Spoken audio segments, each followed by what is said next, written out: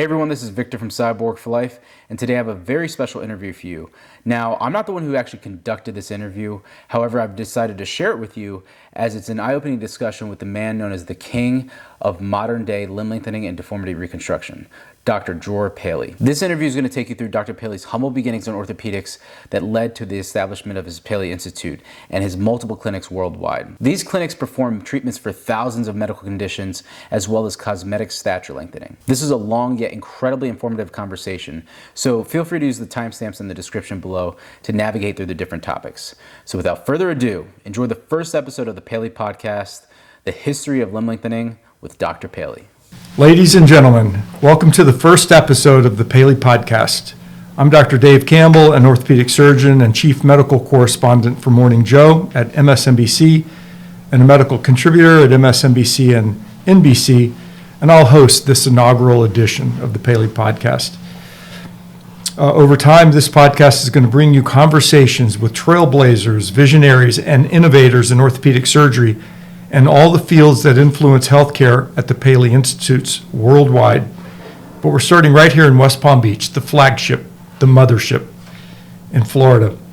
The Paley Orthopedic and Spine Institute. We're right here on the campus of St. Mary's, and you've just returned not long ago from your Paley European Institute, where you did 30 cases, many of them bilateral, in a week in Warsaw, Poland, which is amazing to me and to everyone. And of course, not long ago, got back from the United Arab Emirates in Abu Dhabi, where you were now 6 months in, 8 months into the Paley Middle East Clinic in Abu Dhabi. And you're looking forward to the Paley Latino Americano in Medellin, Colombia, which is in the works, and hopefully we're going to hear that got founded and started soon. Today, the Paley Podcast has a truly exceptional guest. I'm looking right at him, Dr. Dror Paley. You are, of course, nothing short of legendary in the field of limb lengthening and deformity reconstruction, and your practice and the field has been growing year by year, decade by decade, really since Dr. Ilizarov, who we're going to talk a lot about today, and the history of limb lengthening and your integral role in that. How are you doing today, Dr. Paley? I'm doing great, David. It's great to see you.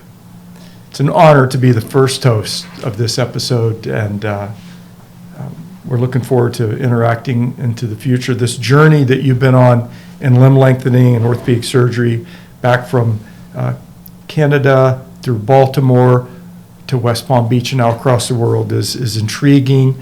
The innovations that you've put into the field of limb lengthening are spectacular. You're up to 7 books that you've have your name attached to, 170 scientific peer-reviewed articles, probably countless chapters, courses regularly since you even before you started your practice in Maryland at the University of Maryland. And now we're watching as you shape the industry of medical tourism, particularly as it relates to orthopedic surgery, with this private practice model of expanding your business and expanding the number of surgeons and healthcare providers that are working with you. You had, to my count, maybe 11 about 3 years ago, and now you're up to 23, and I know you're going to have more very soon. That's a lot of surgeons, a lot of herding of cats, as they say. But I believe that you've come up with methods that are good at motivating those cats to stay organized as surgeons. You've got a junior-senior mentorship program. We'll talk a little bit about that if you will. But I really want to hear a lot about the history of limb lengthening and your role in it. Get me started on that, if you will, Dr. Paley. Sure. Well, the history of limb lengthening predates anyone alive today, and it goes back to the turn of the 20th century. And it's credited to Alessandro Codavilla, whose first publication in the American Journal of Bone and Joint Surgery, which later became Journal of Bone and Joint Surgery, about lengthening of the femur with surgical technique. Very crude technique, putting a calcaneal pin and cutting the bone and putting someone in traction. And Painful slowly, too. Yes. Yes. Slowly pulling their leg apart. And it was continued on by his successor, Putti, who actually developed an external fixator with pins to slowly pull the bone apart, and commented in his 1921 article that, it all depended on the formation of callus. In other words, they knew back then that regenerate bone could be formed by gradually pulling bones apart, and continued on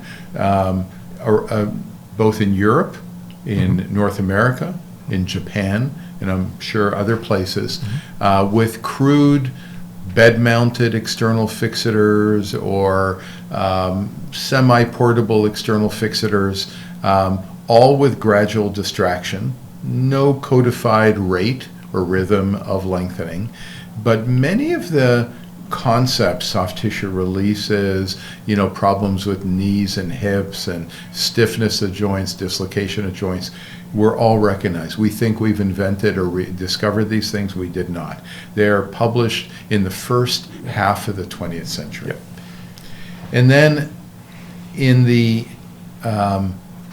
backwoods of the Soviet Union, around 1950. In Siberia. In Siberia. Around 1951, a Soviet surgeon who had trained actually during World War II, medical school was disrupted 4 or 5 times. It's remarkable he finished medical school. Was posted to the Kurgan Oblast, which is the region of Kurgan, which is in kind of western Siberia. And he was working at a veterans hospital, and treating mostly war injuries.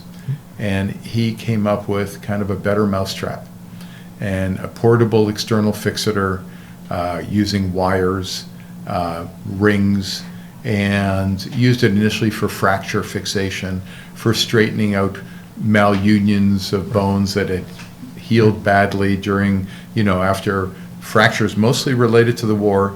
And a self-taught orthopedic surgeon. He Yes. didn't go through residencies like all of us and fellowships in trauma like you, and he took it on because it was a need. He needed to help these veterans, and learned it on his own for the most part. He did. And so he was really a physician who trained himself to be a surgeon. And he actually patented his device in 1951 that we now call the Ilizarov device. And over the next decade, started developing his new techniques. And some serendipitously. He just, serendipitously discovered that when you pulled bone apart with this device, you would regenerate bone. He actually had done this on an amputee, implant to bone graft the area, and the bone filled in because he went on vacation and didn't come back till later and found that the bone had healed. And then through the 60s, he developed techniques such as bone transport, pulling non-unions apart, unifocal and bifocal lengthenings, and physeal distraction, and so on. I'm not sure he had access to a lot of world literature, because had he would have probably realized some of these things had been developed elsewhere as well. And he wasn't even in the mainstream of Soviet Union.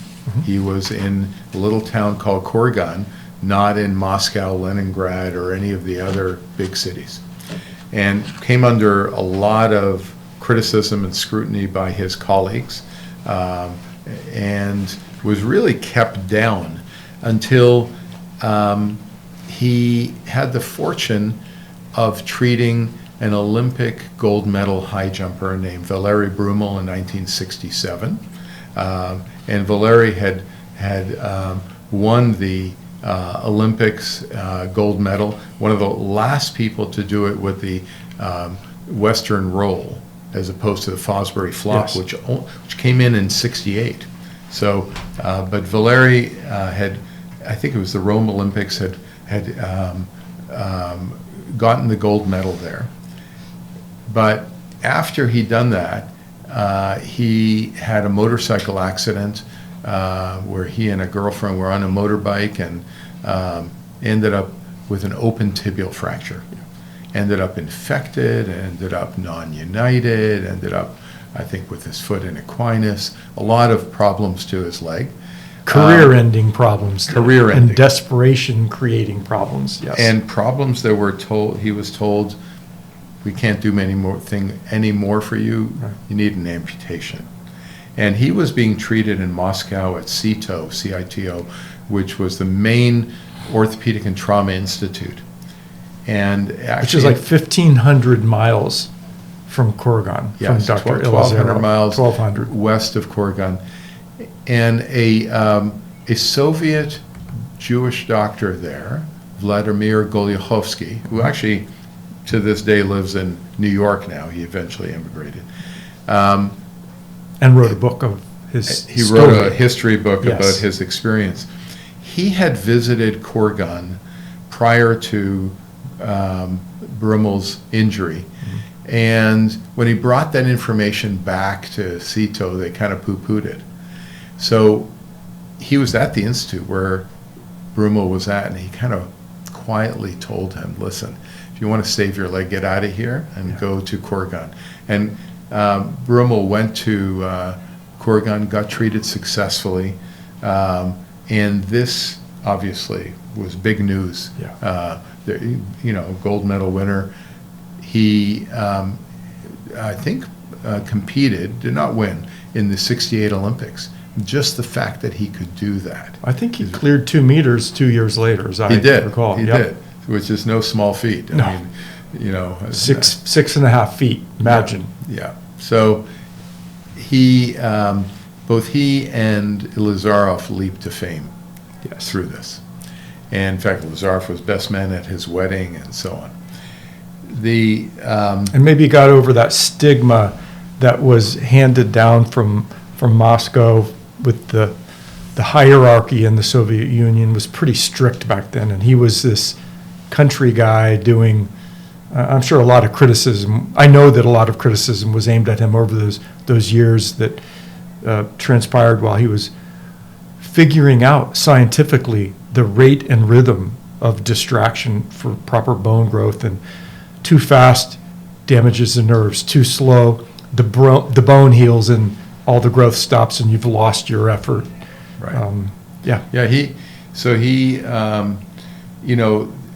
with the PR that came from that, Ilizarov's name was all over, the Soviet Union. And, they couldn't stop him anymore. Mm-hmm. So patients were beating a path to his door. And slowly he became better and better known both amongst his colleagues and amongst, of course, the population. In fact, Ilizarov for a long time was one of these, and very few doctors achieve this, like a household word. How many doctors in this country are a household word? Very few. But Ilizarov achieved that status. Anyway, Ilizarov's discoveries and his methods were unknown to the West. And first time it came to light was in the early 70s, around 72, 73, when Ilizarov was interviewed and was, and his interview was written up in numerous papers, including published in Journal of American Podiatry, written in an American nursing journal, and all over the newspapers around the world. I don't know what the Blitz was. It was a time of the Soviet Canada hockey series. It was the time of the Bobby Fischer Spassky chess tournament. So it was a lot of this interesting things going on in the world between the United States and the Soviet Union. And I think this was part of that PR campaign of the Soviet Union, that this was something they could be proud of. And a Italian doctor Monticelli was asked about the Soviet claims that you could lengthen bones, I don't know, 15, 20 centimeters. And he said, listen, we can't achieve that. But he was intrigued, and he set his junior assistant, Ronado Spinelli, to research this. And Ronado Spinelli researched this in animal studies on lambs, and started lengthening, doing actually through the growth plate, physeal distraction on lamb, pulling apart the growth plates in lamb, and developed this whole technique, reproducing Illizarov's results. He got a scholarship to go visit Ilizarov from the Italian Orthopedic and Trauma Association, which he finally got his visa to do in 1980. And he went to the Soviet Union, first Westerner to go there and study under Ilizarov. And much like actually I did, not that long after that. Not that long after that, he taught himself Russian as well. And he went there, he visited, spent a month, came back. And their system's a professorial one. And in other words, Monticelli ruled the roost. And while Spinelli, who's actually a dear friend of mine, said that he really wanted to let the whole world know about Illizarov's device, Monticelli took the credit for himself, announced that their technique and their this and their that, and therefore never built any bridges with Illizarov. It serendipitously, around the same time, a famous photojournalist, alpinist, and explorer, modern-day explorer, Carlo Mari, an Italian guy, was being treated by Ilizarov, and Spinelli was actually there. They happened to be there at the same time. And Carlo Mari had been injured years earlier in a skiing accident. Out-of-control skier hit him as a ski instructor. But Carlo Mari is famous because he traveled with Thor Heyerdahl, the famous explorer, tried to prove that the Egyptians could have gotten over to Mexico, and that the similarity of the pyramids and all this stuff.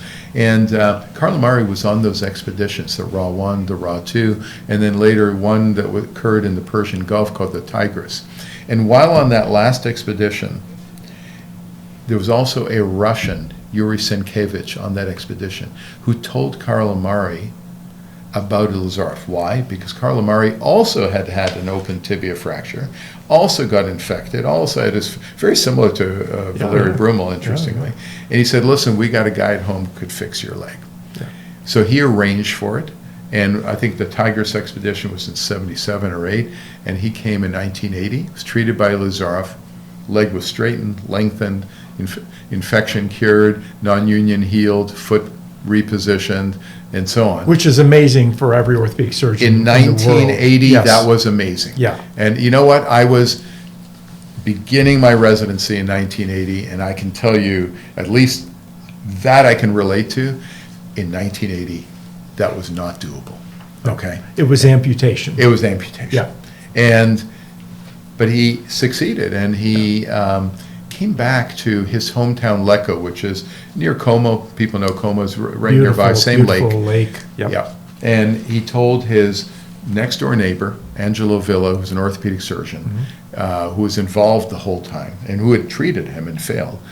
And so that group, this little tiny community hospital in Lecco, Italy, invites Ilizarov to a meeting in northern Italy about infection, about bone infection. And Ilizarov was not a big world traveler.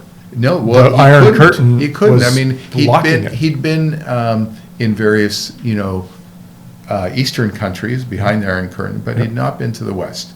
This was his first Western visit, June 6, 7, and 8, 1981. He comes to Italy, and he presents, and people are blown away. The Italians, by the way, were ready for him. In the back room, they copied all his slides. Fantastic. But trust no one, as they say. Right. But the difference was, this was a different group of Italians. And their approach was to honor this man. And the next big character was a guy named Antonio Bianchi Maiocchi. And he really is the genius in all this, in that he said, okay, he had a medical company called Medical Plastic.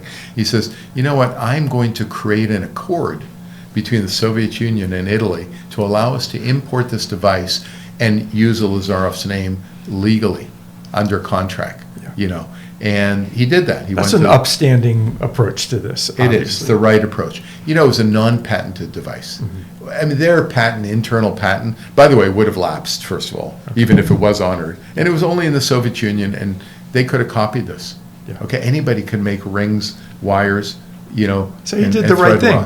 He did the right thing. Yeah. And that's why I said he was a genius, and he was a dear, dear friend of mine. He has passed away. But he did so much. In fact, where we are now would not have happened without this man.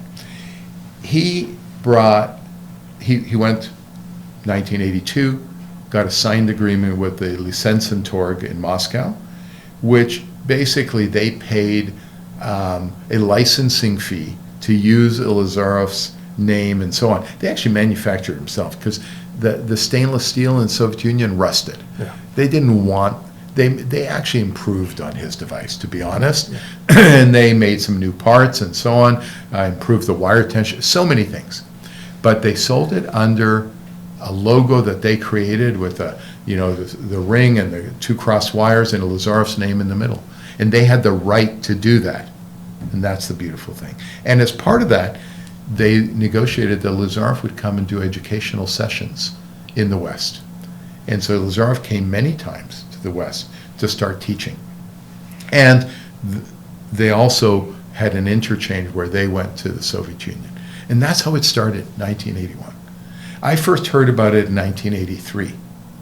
In 1983, in Italian surgery, Ronado Bombelli. Yep, you were in Canada then. I was. Yep. So I finished med school in '79, did an internship at Johns Hopkins, which was unusual for a Canadian to come down to the U.S. in '79, '80, and then was offered many residencies, including Johns Hopkins, but decided to go back to Toronto to marry my girlfriend from there, who had a job there. It's always a woman. Yes, it's always a woman, Wendy, and went back there and did my residency in Toronto, which was at the time considered maybe the #1 residency in North America. I know Harvard right now is probably going to be suing me for slander, but it actually was considered perhaps the #1 orthopedic residency in North America at the time. And so it was it wasn't a compromise to go up there, and it was my home. It was home, right? So I was in the Toronto orthopedic program kind of midway through in 1983, and Ronado Bombelli came to a conference in Toronto, and he was at. You were kind of a junior resident then. You weren't like chief resident. No. You were right in the middle somewhere. I was early on. Yeah. Right in the middle, the third year, PGY3 they'd call it now. But I was at the Toronto East General Hospital, a little community hospital that we rotated through, and this was November 1983. And morning conference, we present cases to the visiting professor and we ask them their opinion. And one of the cases that was presented was a tibial bone defect, infected tibial bone defect, which we were about to amputate. Okay. Probably a motorcycle ride, but you never know. It's definitely some type of motorized vehicle. Yes. And he was missing 4 inches, 10 centimeters of bone in his tibia. Okay, and we presented this to the professor and to see if they had anything in Italy different than what we were going to do, which is cut this guy's leg off. Sure. Okay, and this guy says, yeah, in Italy we use this Soviet technique called the Ilizarov method, and he's got a thick Italian accent. Ronado was a famous hip surgeon, but he has this thick Italian accent, and he explains all this and very animated with his hands. And were eyes rolling in the audience? And I perked up when I was listening to this. He's describing what we now call bone transport. By the way, I invented that name, but anyway, it wasn't called that back then.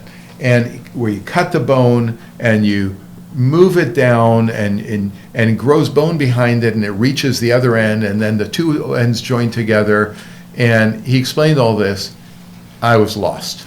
Yeah. Didn't know what he's talking about. But it sounded interesting. There was silence in the room, not a single question, and we moved on to the next case. Okay?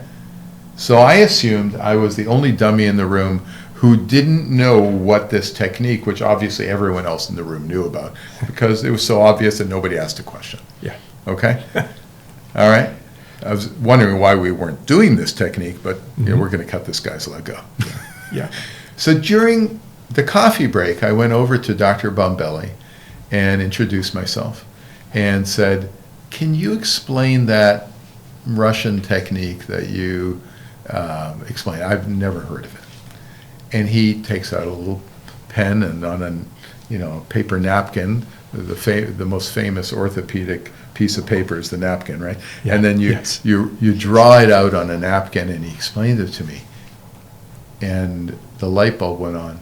Nobody in the room knew what he was talking about. Nobody's heard of this, and they just don't want to look stupid. Right.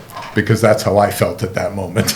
Wow, and this is amazing. And I gave him my address. Please send me information. There was no electronic. Yeah, no email, no text back then, of course. So I got by snail mail some information. He followed through.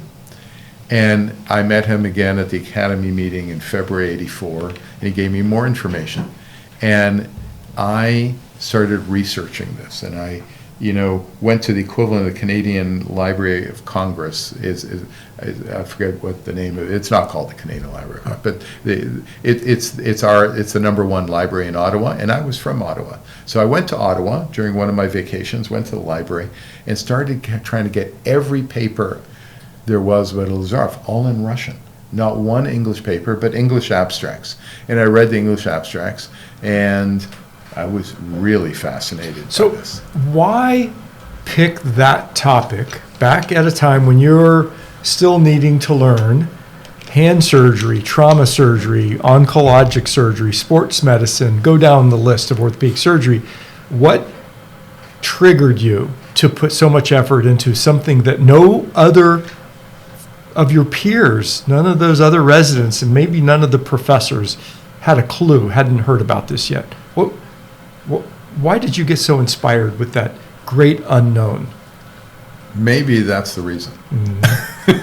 Because it was unknown. And I've always been intrigued by things that are out of the box, that are things that are, different, unknown, new. And this thing really piqued my interest. I mean, biologically, therapeutically, everything about this, even the international mystique of it all fascinated me. And so just researching it, in the library and so on. But the more I researched, the more intrigued I was, the more I wanted to know more. And I was quite limited in being able to get more information. So I decided that the only way I was going to be able to do this was to go, it wasn't going to get to the Soviet Union, but I can go to Italy. Yeah. So, but I was a resident, very busy. So I, finished my residency in June of '85. And in September of '85, literally the evening, I wrote my fellowship exams, which is the Canadian version of the board exams. And I wrote my exams. They were 2 days long, the exams. And I wrote my final exam that morning. I was on a plane that night flying to Milan. And I visited and got to see this stuff firsthand. And a 1-week visit blew me away. Now, what I saw was an entire new field of orthopedics with stuff that nobody in North America was doing. Nobody.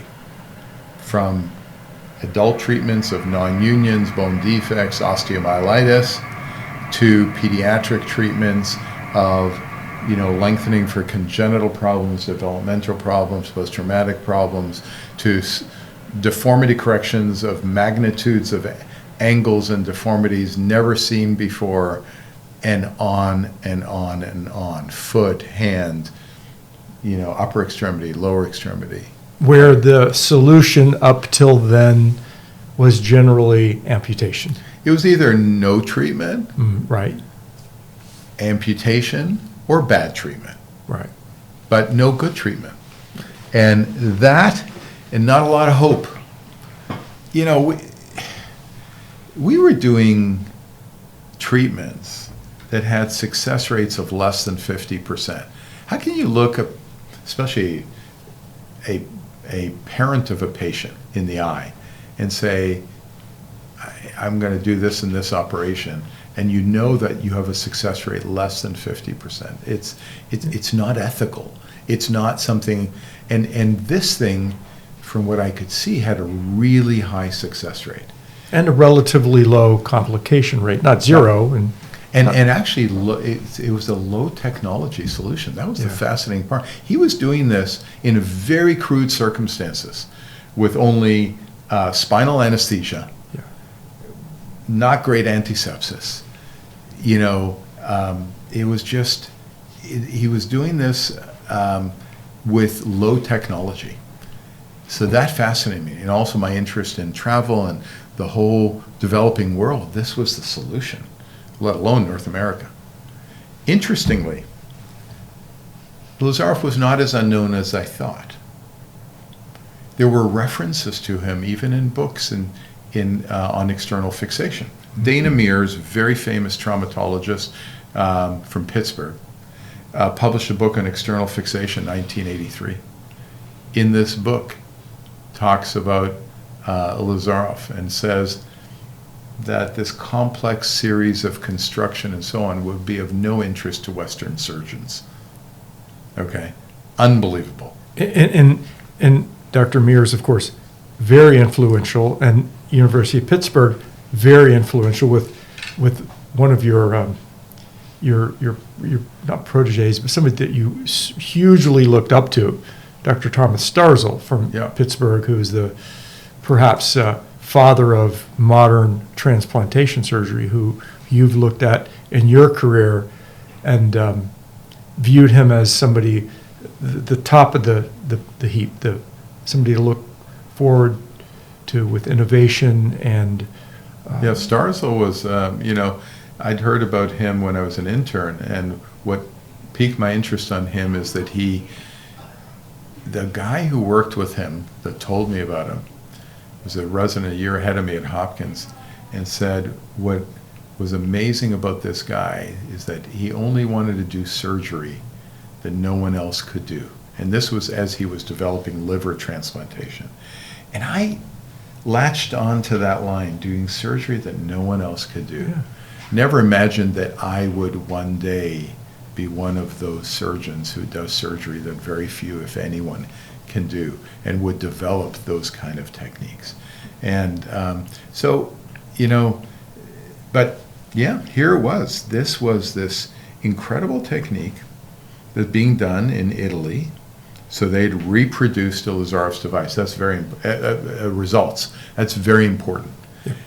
And so I set myself on a path to go learn this method. I had other plans, but I'd signed up for a hand fellowship.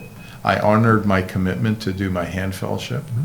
But I decided I'm taking 6 months off and doing a self-funded fellowship to go to Italy and the Soviet Union in 1986. And you were not a rich man back then. You were hardworking, and that was a big step, a big jump for you. You know, David, I've never received a nickel from anybody. I left home at 17, financially independent. Not because I had money, because I worked. And I never took another penny from my parents. After I went to college, I paid for my own college, paid for my own medical school. I've never taken any money from anybody. And you know what? That feels good. And my wife and I figured it out. You know, I was a resident. I moonlighted to make extra money.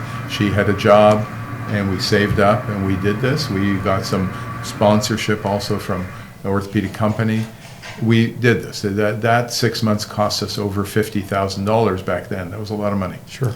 It was like a year's salary.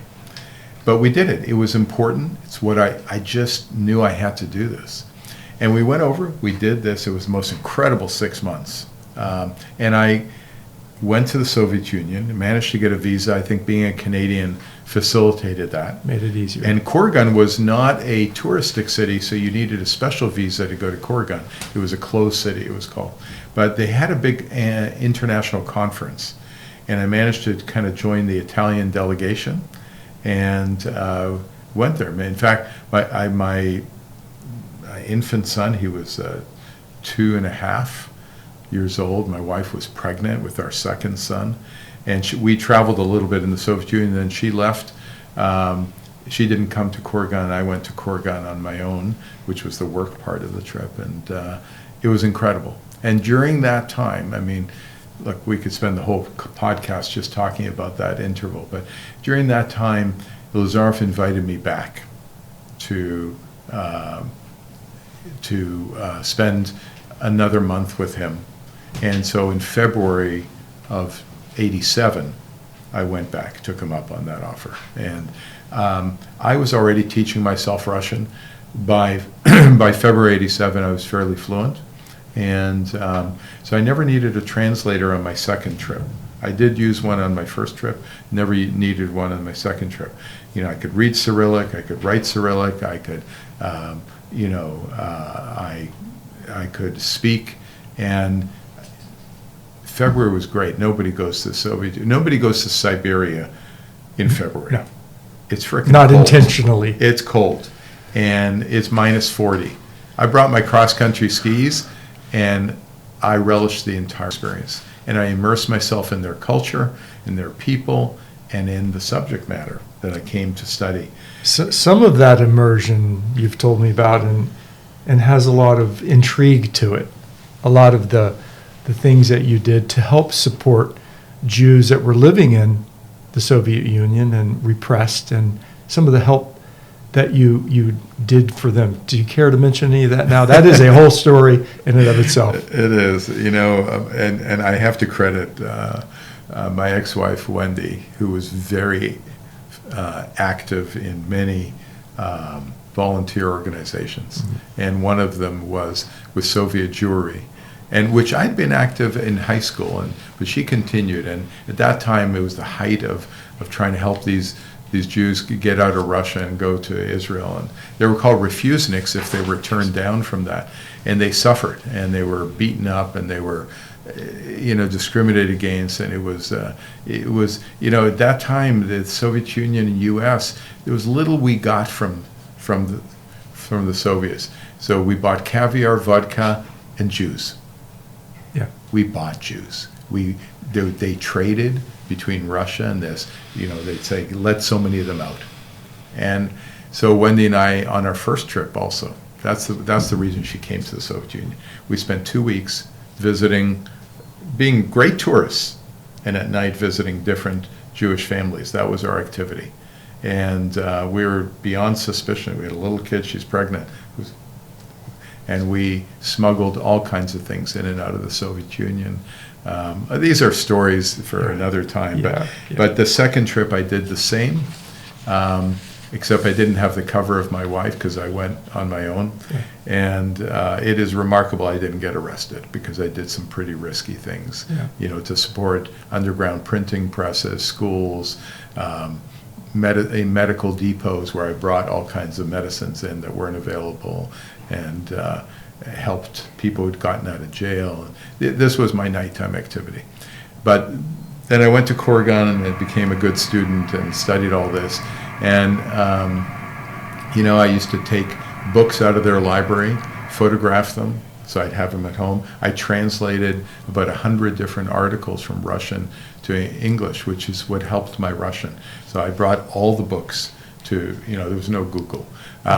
Looked up every word, and I even had a medical Russian-English dictionary, studied all this.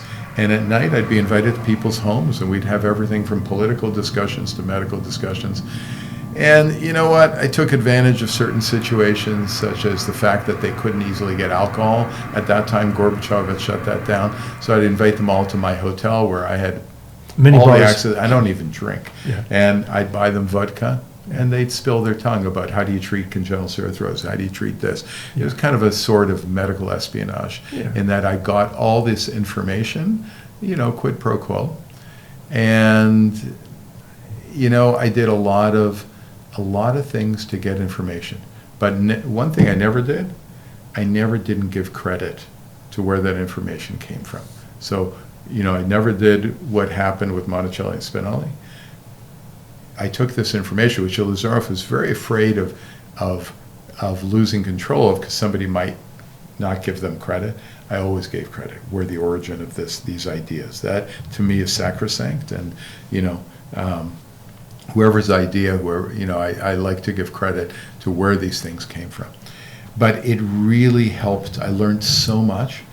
And then I did my first cases. When I came back in Toronto, I was at the Hospital for Sick Children. And you were still in training. I was You a fellow. were a fellow, but they also made professor. me an attending. Yes. So I had 2 hats, and they allowed me to start my practice while I was a fellow. And so I did my first 52 surgeries of the Ilizarov technique in Toronto. So really, Toronto is where the Ilizarov technique started in North America. Yeah. Although, if we consider Cuba part of North America, the Cubans were doing this in the 70s. So that little caveat just to keep historical accuracy. But yes, I started in Toronto in '87, and we did our first 52 cases. And then I moved to the United States to start my practice in November 1987.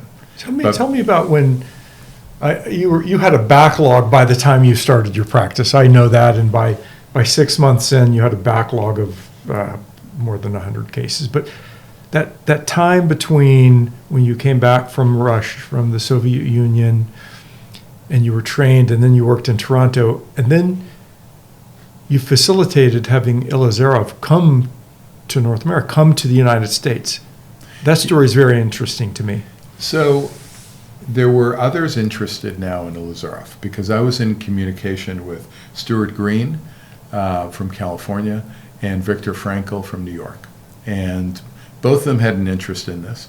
And I facilitated their trips there. I took letters from both of them in my second trip in February, brought them to Ilizarov. And Victor Frankel listen, I was a peon. I hadn't even started my first real job at University of Maryland, which I told you was November 1987. Yes. And so I was in no position to invite Ilizarov. I had no funding, et cetera. And this, by the way, was one of the things that Ilizarov had a hard time with me. Who the hell is this guy? He's 30 years old. Yeah. The first time I met him, 86, I was 30. Yeah, that's pretty young. He's 30 years old. And he's, in his system, no 30-year-old can do anything. Right. Okay?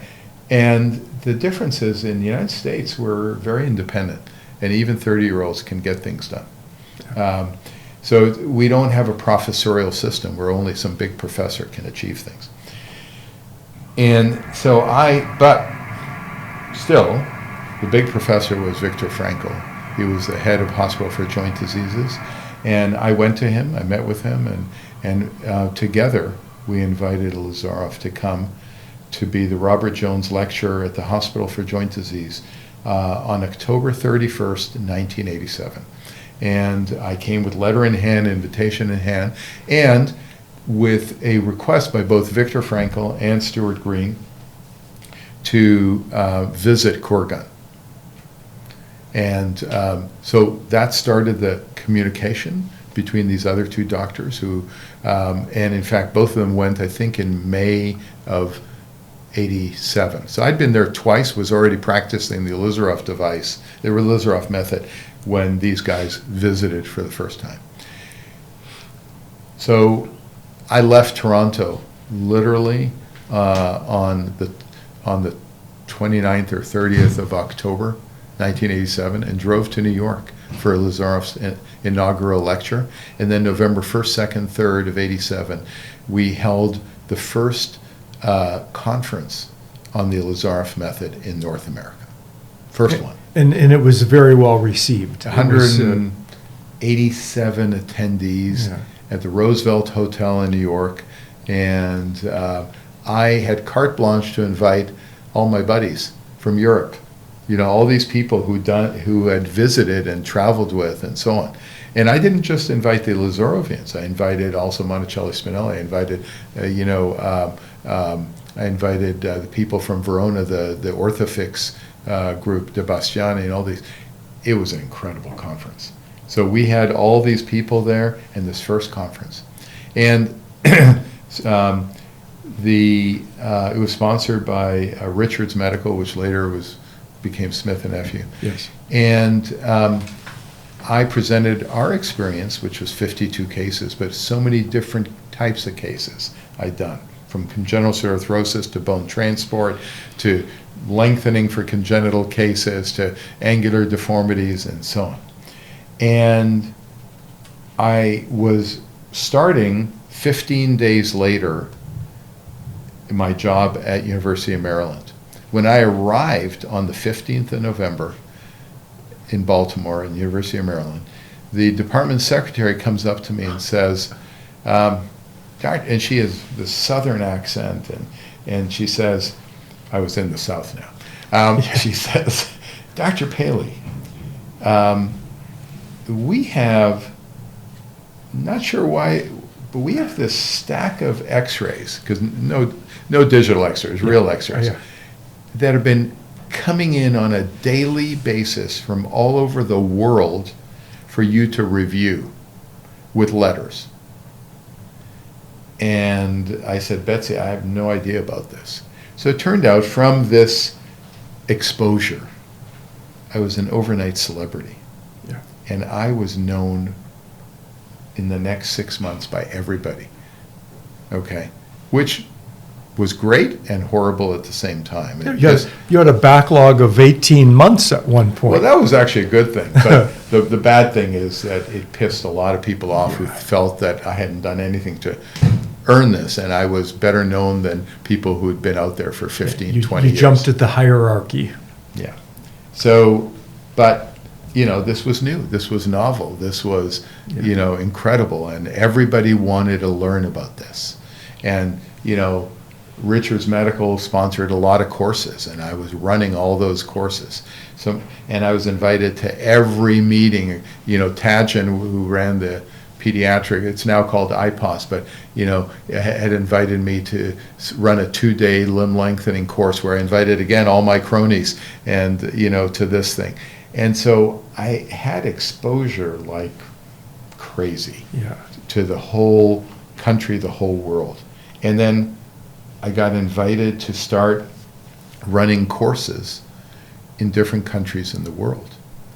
And so, I got to introduce the Ilizarov to Australia, to Japan, to India, to Saudi Arabia, and to UK, to Germany, to you name the country, and I was probably responsible for introducing the Ilizarov method and disseminating it everywhere. So it built up this international network and reputation and connections and so on that, probably is the reason I have such a international practice now and network that still refers patients to our American center and our international centers. Let's go back to something that is profoundly important in turning you into the really a master surgeon in this field. Tell me about your experience with anatomy class in medical school and how you really found your niche there. Well, University of Toronto was where I went to med school, was very famous for its anatomy department. Mm-hmm. Grant, who wrote Grant's Atlas that most people used, I don't know if it's still used, but it's still on my shelf. Yeah, he was from Toronto. All his dissected they're in the Anatomy Museum at University of Toronto, We could not only just use the book, we can go down to the museum and look at the original specimen. It was incredible. Yeah. And there was something about anatomy that just connected with me from day one. And I learned anatomy really well, but I loved it. I was in heaven with anatomy. And I loved histology, and I loved neuroanatomy, and that was where the three big subjects. And it's the only class I ever got 100% on. It's unbelievable. I never got a wrong answer in anatomy, and it was all downhill from there, though. But I think I've always had an aptitude for that, and it relates to my three-dimensional ability to see things, and to this day, my understanding of anatomy has helped me come up with so many new operations and develop, and understand pathoanatomy, which is critical to the treatment of disease. And, while I may not know, all these fancy new numbers, which I joke around, I call the level of the serum rhubarb, or, or be able to read MRIs as well, because they came out after I was already finished residency. I know my anatomy at a level that very few people do, and it continues to serve me. And they keep cutting anatomy classes to shorter and shorter, which I think is a big mistake in med school. So anatomy's helped me. The other thing that has helped me tremendously is a knowledge and facility with languages. Yes. And some people collect baseball cards. I collected languages, and I didn't plan on it, but it just happened. I was born in Israel, so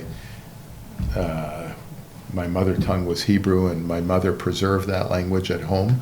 Wouldn't talk to us unless we spoke to her in Hebrew.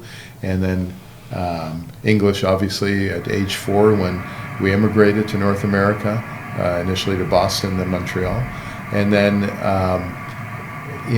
French by living in Canada, because I learned that in school for so many years.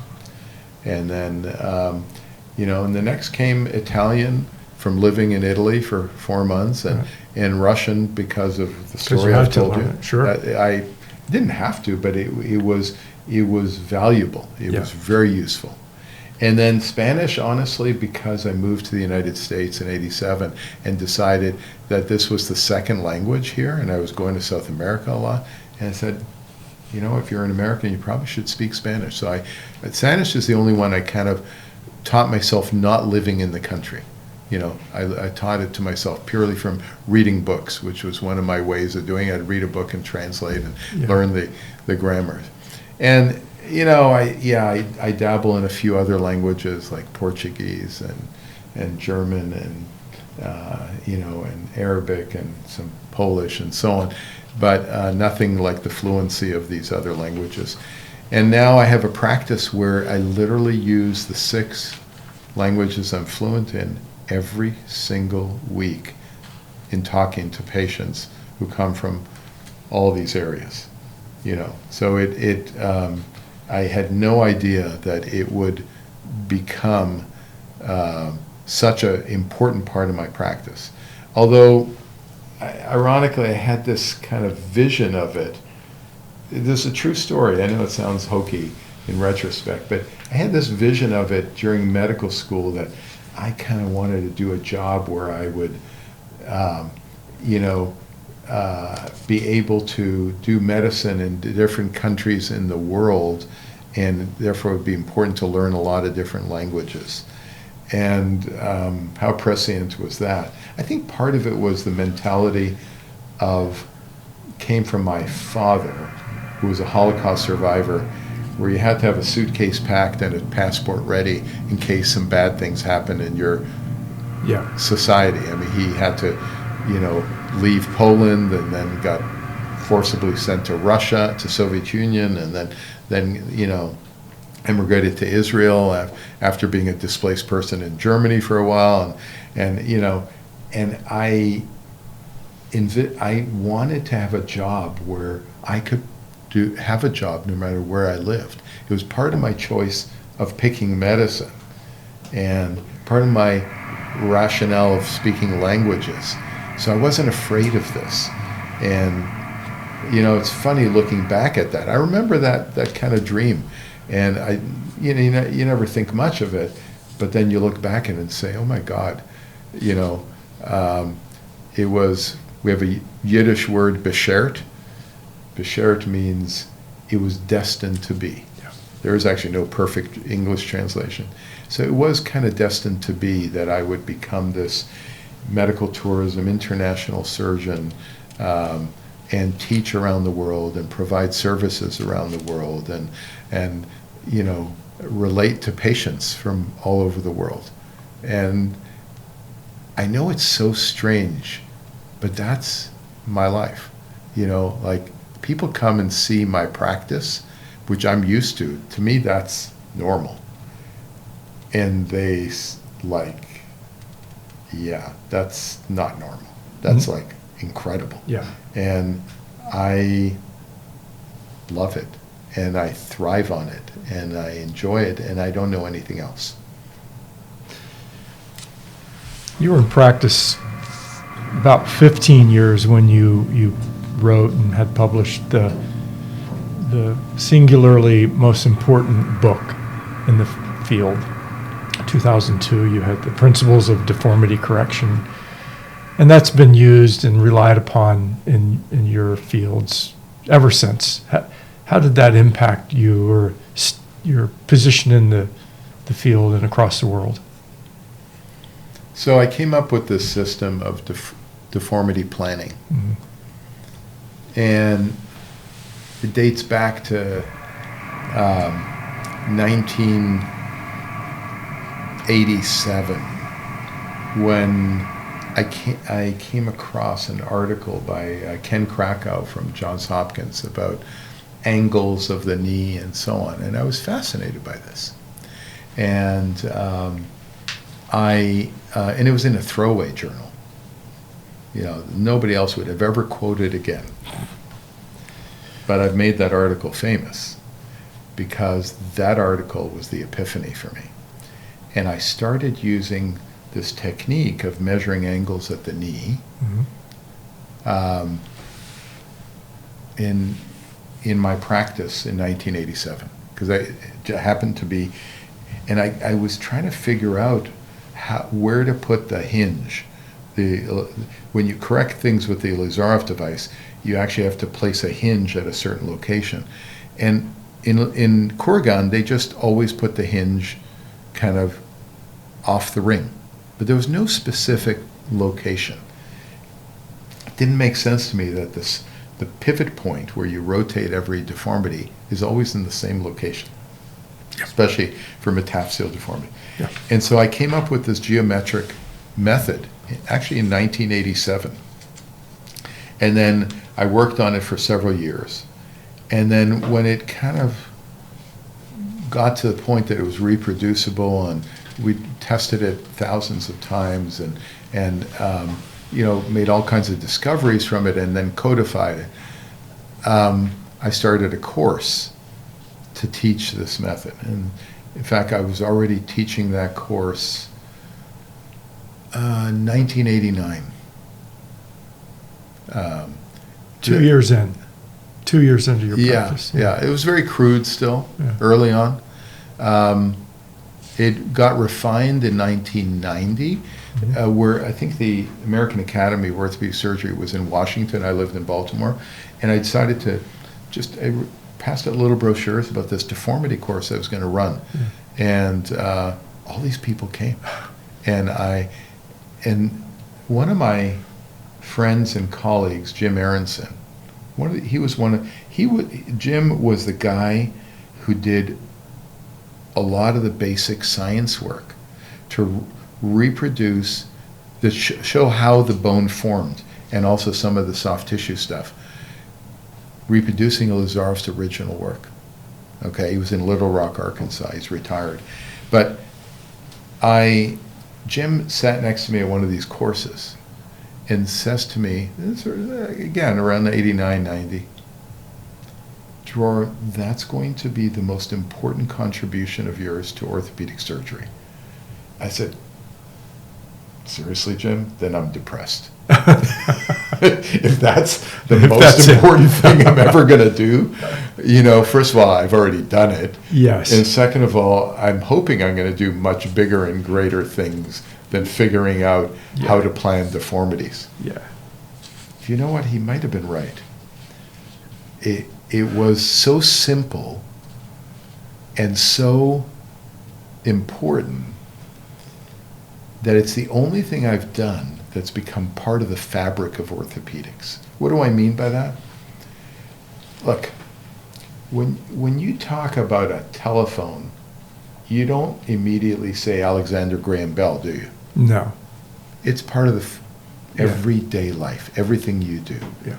These angles that I codified and the way to name them and the way to, it's actually in JBJS, it's in every journal, it's the way we speak, when we describe. I gave a language, I created a lexicon to describe deformities. It's part of the language. Yeah. It's in the in-training exam. My name's not even associated with it. Like, it is, if someone looks it up. I remember being at a lecture in Ecuador, and a resident was presenting deformity principles, okay, with all these angles and all the stuff I developed, even using my slides. Yes. He never said my name once. And his professor was sitting next to me, and he was like horrified and embarrassed, and he was being up, and I speak Spanish, and it was all in Spanish, and so the professor talked to me in Spanish, and basically saying, listen, I'm so sorry, he's just a junior resident. And I said to him, he just paid me the biggest compliment. And he looked puzzled. He says, what? He talked about this as if everybody knows this. Yeah. And this is part of orthopedics. I said, the moment it becomes that, I don't own it. My name's actually not important to it. If somebody wants to look up, they will find my name. They'll find the book, the article, the this, the that. But it was, so this book that I finally published cost that. I published this book called Principles of Deformity Correction. I named it, you remember we studied, it was Principles of Internal Medicine by Harrison? Of course. That was the Bible. And I stole the name from that, Principles of Deformity Correction, because the book was about principles. There's so little that has gone out of date on that, and that was another purpose. I wanted this book to be written that it could be read 20 years later, and we are now, actually came out in 2001, even though it says copyright 2002, but it came out, it's like a car, it's like next year's model. And I wanted it to be that it would be eternal, that somebody could read this book 50 years later and it's just as relevant. Because it's not about devices. It's not about, techniques. It's about principles. It's about concepts. Like, look, one of my idols was Sir Isaac Newton. Yes. And, his Principia. Again, principles, right? His Principia of what now is, we call physics, okay? And this is the Principia of deformities. Okay, this is the this is the Euclidean explanation of skeletal deformities, and therefore it is so basic and so integral that it deserves to have no name and just to be part of the lexicon. And that's why Jim Aronson was right. Probably my most lasting and greatest contribution will be, explaining the principles of deformity correction. Now, I've done many things since then, many of which I'm prouder of, and that's why I'm joking that I was like depressed when Jim Aronson said that was the simplest and most basic thing I ever discovered was the principles of deformity correction. Well, you've built on those principles now, and so here we are with since the year you started your practice, when you had your first medical tourism patient come from Milwaukee to Baltimore, as I recall. Dawn Leshig, still remember her Yep. name. And I hope I haven't violated HIPAA by saying that. probably not, and got you recognizing, as the woman at University of Maryland recognized, that what the heck is happening here? We've got people coming from all over, films coming from all over, letters coming from all over the world, asking for you to help them, because the patient, whether it's a young kid with a deformity or somebody with older with a traumatic injury, it is looking at either more bad treatment or no treatment or amputation, or just facing the desperation that you were now becoming an expert in correcting the deformity corrections that have really made your legacy through history as having been formed in the 80s with your training and experience. So maybe it's the principia, maybe it's your basics that will be as important as physics is to us now and the telephone is, but your ability to take that knowledge and disseminate it to the world, and now be part of that dissemination where you're going around the world with your team, soon to be 25 surgeons, and all of the staff that you have in everywhere, Poland, the UAE, soon to be South America, and who knows beyond that. Your legacy will be both. It will be that you develop the principles that everybody take for granted. That resident took for granted. He didn't think of your name because it's like, to him, it was like air. It was breathing. It was there. But now you are showing the world that you can bring the expertise and guide it to parts of the globe that haven't had access to that so far. So that's exciting. Also, looking forward. Absolutely. Yeah. Absolutely. But it's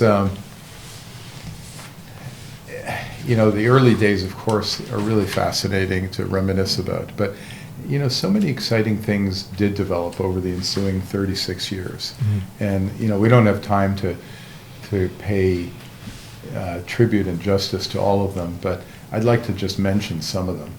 I think that the changes that I was able to contribute to in the treatment of congenital deformities deserves special mention, and is one of the proudest things that I think I've really done in my life. And as we mentioned earlier, a lot of these congenital deformities, limb deficiencies, they're often referred to, of the lower and upper limbs: congenital femoral deficiency, fibular hemimelia, tibial hemimelia, radial club hand, and there's many more. These were unsolved problems. Not just unsolved, people didn't even understand the pathoanatomy. Mm-hmm. And you know why? They weren't interested. Why weren't they interested? Because the treatment was to cut it off, so who cares what's in the wastebasket?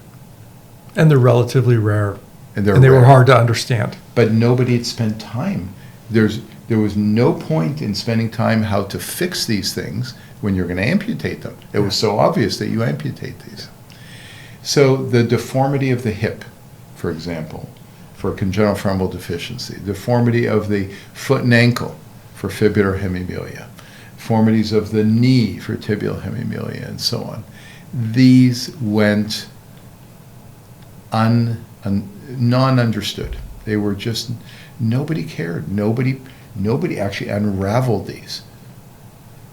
So I was seeing these patients as a byproduct of being an expert on limb lengthening. Right. And these patients had limb length discrepancies, And people wanted an alternative to amputation.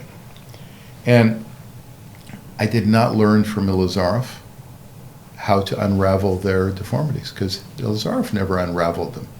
He worked around them, created what I call bypass operations to them, but never actually corrected the original pathoanatomy. And so procedures like the super hip were born 1997, the super knee, which was reconstructing the knee, 1994, okay? The super ankle procedure, which is the foot and ankle reconstruction for fibular hemimelia, 1996. And then many other procedures. 100 and over 100 procedures have been developed by you, and I'm sure the list is growing. So I did at one point count how many different surgical procedures I had, small or large, created, and the number is over 100, which was astounding to me that it could possibly be that. Some are published, some are not published, and I do need to get published since I'm not getting any younger. But I do have great proteges that Yes. are learning these and Yes, you do. doing these under my tutelage. But these procedures have changed. I used to be on panels with other orthopedic surgeons arguing against me, saying amputation is the best option or the only option, and villainizing me for suggesting reconstruction. I'm not on those panels anymore. In fact, the number of people pushing amputation has greatly dropped, even though it's still offered, sometimes for valid reasons. Mm-hmm. And a perfect example, congenital pseudoarthrosis of the tibia, where a child's born with a broken leg or develops and it never heals. The success rate of treating that with every technique ever designed, okay, a success rate meaning that it heals and never breaks again. Success rate of treating that in the entire world literature is approximately 50%, okay? And in 2007, I developed a new technique that achieves 100% union without refracture. Never done before. It's a paradigm shift. I published that article, first version of it in 2012, and then the second version in 2019. It is now the standard of care. In fact, probably doing anything else may be a breach of the standard of care. Okay? That's incredible. Before this, if you failed, let's say, 1 or 2 treatments, Amputation. yeah. And we're seeing this happen. And that disease, by the way, is rare. 1 in 250,000 births. That's very rare. Yeah. In fact, some of these other conditions I treat, congenital femoral deficiency, 1 in 50,000, fibular hemimelia, 1 in 40,000, tibial hemimelia is rarer, 1 in a million. But we now have really good methods of treatment. So eventually, when I retire, I hope not to retire anytime soon, but I don't see it happening anytime soon, Dr. Paley. I hope I'm leaving this field richer than I found it. And I hope I'm leaving it with patients with so many more possibilities and opportunities. And one of the things that just gives me private satisfaction and that's why I think I have the best job in the world, is that not only have I had the opportunity to touch probably 25,000 lives. I think that's the number of patients I've operated on. But I think I probably have indirectly touched the lives of probably a few million patients through the people, the other surgeons that I have trained, directly or indirectly. through publications, through seminars, through courses, or through working with me as a fellow. Yeah, and you really should expand that number by recognizing, which you do, the value to the family members that you have brought to that equation. So for every single patient you've operated on, you've made the lives of their family so much richer and more satisfying to have their child or their young adult achieve goals that they never thought they would achieve. So it's millions and millions, Dr. Paley. Not to be expansive, but it really is. Well, it's a good feeling, and the other thing is that even long after I'm gone, I think the playing field for deformity correction is so much more advanced than where it was in 1987 when I started. Sure. And so not just these millions, but the millions of patients who have, the misfortune of developing these problems, being born with these problems and so on, are coming into a world where these problems are soluble, and right, which they were not 36 years ago. I really want to learn a lot about how you started your practices, each of them, the institutes. In 2009, of course, you started here at the St. Mary's campus with the Paley Institute, which is now, of course, the Paley Orthopedic and Spine Institute. And I even know some of the backstories with some of our friends that got you here. But tell me how that unfolded. Well, let's go back to University of Maryland. Sure. So I started there in November 1987, and then got very busy. You alluded to the fact that I had this ridiculous waiting list. I had a 1.5-year waiting list. There was nobody else doing this in America. And I was also unusual in that I was doing children and adults, upper and lower extremity. And each of those are usually separate specialties. Oh, absolutely. So I got really incredibly busy. And then so much so that I was looking for a partner because I had too much on my plate.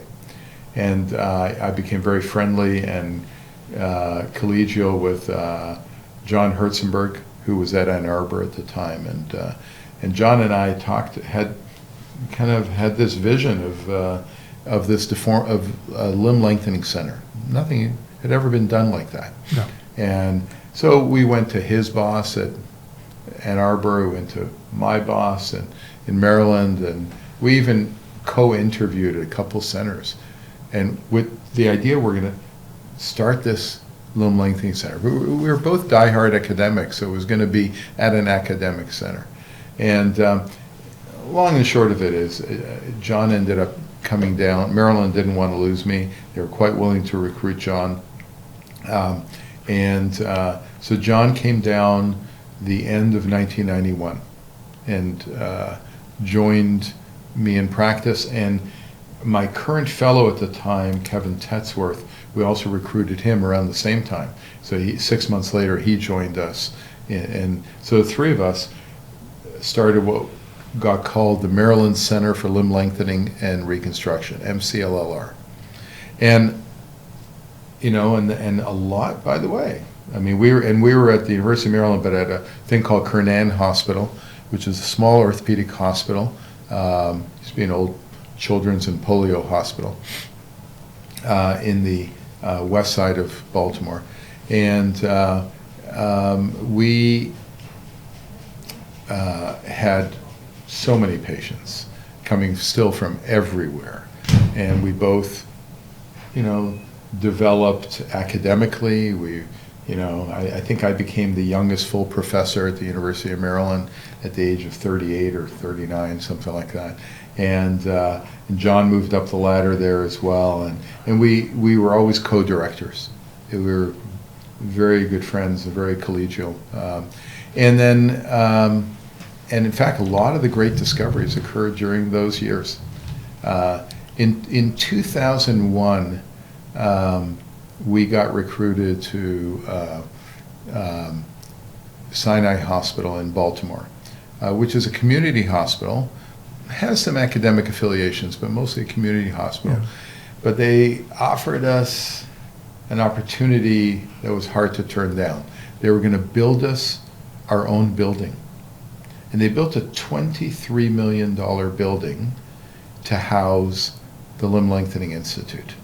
And it got called the International Center for Limb Lengthening. And because it was not just limb lengthening, we also brought a big total joint replacement institute headed by Dr. Michael Mont, who we stole from Johns Hopkins.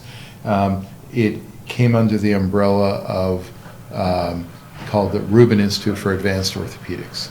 Okay, Rubin was a philanthropist who gave $4 million of that $24 million or $23 million. And it was incredible. I mean, we had our own building. We had our own patient floor. We had our own gait lab. We had our own physical therapy area. We had our own clinic and, our own operating rooms, 5 operating rooms. And it was a utopian place to work at for many years. And I was the director there of this whole thing for about 8 years.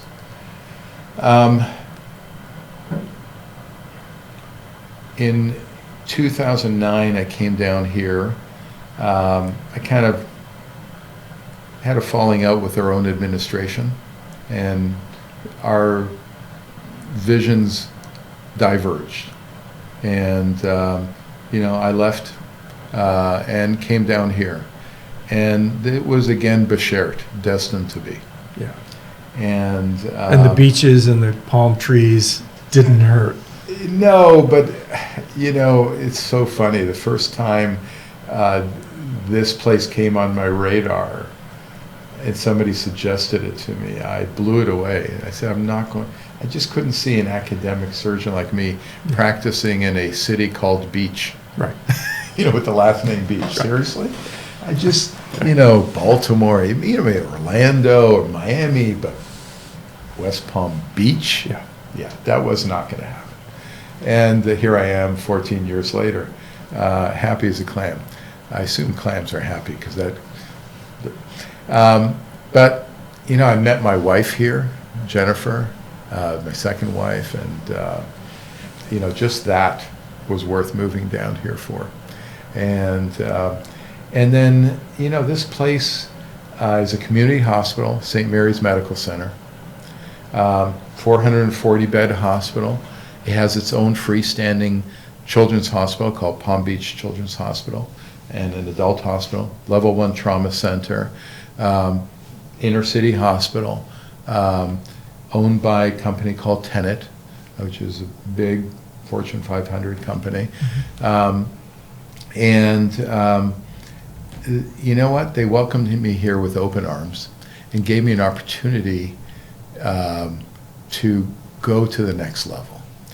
And they had an empty building, which was a key to the puzzle, yes, which had 12 operating rooms in it that were mothballed. And when they showed me this, and lots of room for physical therapy, for clinic space and so on, I told them, I remember telling the CEO at that time, if you lease this building to me, I will have 10 surgeons here in 10 years. I was close. I had 13 by 10 years. So I've always under-promised, over-delivered. And you know what? They were incredible to work with. I've worked with the local leadership, CEO of the hospital, the local leadership for Tenet in the region, because they at one point had 10 hospitals in the area, now have 5, and the head of Tenet in Dallas, the CEO there, and I'm now working with my 3rd CEO since I came on. And they've all been incredibly gracious, incredibly supportive. For example, a few years ago, I needed money to renovate the ORs here, and they gave us $14 million to renovate the operating rooms. Wow. And, which are busy full time. So it was a worthwhile investment. They've done the same for the patient floor, so we have our own surgical floor for adults, beautifully new renovated, and the same for children. So we have a incredible working relationship, a much better one than I, ended up with back in Baltimore, which was my cause for leaving and coming here. And it's been symbiotic, and we've done some incredible things together. It's been a incredible journey since I've gotten here. And I started here as a solo practitioner. We now, as you mentioned, have 23 surgeons, and with plans for 25. We have, and they're not all limb lengthening surgeons. That's important to know that you're now expanding into all of orthopedic surgery. So we cover all of orthopedics. Our model is different than most groups. We're a medical tourism model. We are a primary to quadrutiary level of care in both orthopedics and neurosurgery, and rehabilitation. And we recruit only surgeons who have big reputations and who attract their own medical tourism. Listen, this is West Palm Beach. It's a beautiful place to live, but it's 250,000 people live here, okay? It does not have the population to support a group our size. So our patients are coming from all over the country, 50 different states, most of the Canadian provinces, and over 100 countries around the world. Yeah. And that's why our 23 surgeons are busy. So of course we service the local community and are proud to do so. We're proud to be the 800-pound gorilla in town with the largest orthopedic group, and being really, when there's no teaching hospital in all of Palm Beach County, to be technically the only such place, because we're affiliated with FAU, Florida Atlantic University, and also University of Vermont. Many of us have academic affiliations there. We teach fellows, we teach medical students, we get residents occasionally, and we publish, we do research, and all of our guys are academically bent. Many of them were full professors, at big name universities. Dr. Minus comes from the Brigham, which is a Harvard University hospital. Dr. Feldman comes from NYU Medical Center, okay, and it was chief of pediatric orthopedics there. Dr. Dobbs, comes from Washington University in St. Louis, and it has NIH grants, okay. Dr. Robbins from University of Mississippi, Dr. Shannon from Johns Hopkins, and the list goes on. And I won't mention all of our docs, University of Miami, and so on. And so we have a academic,